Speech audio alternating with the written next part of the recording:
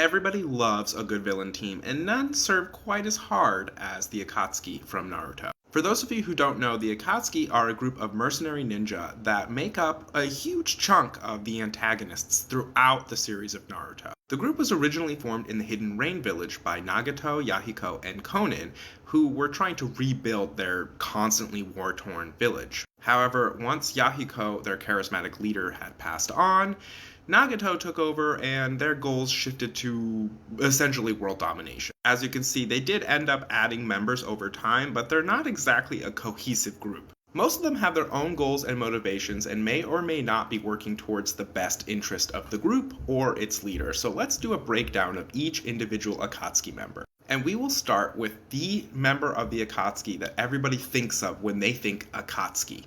That's right, Hidan.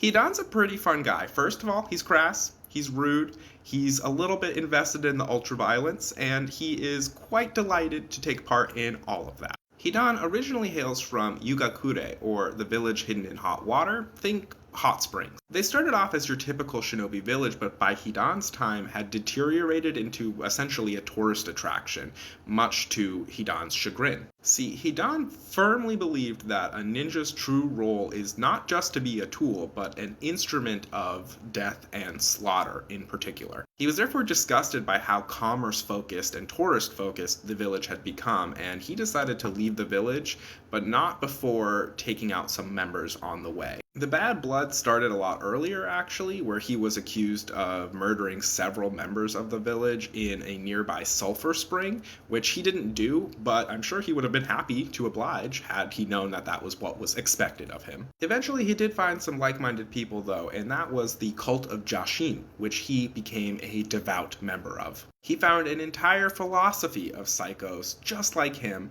and through his devotion, he ended up becoming completely immortal.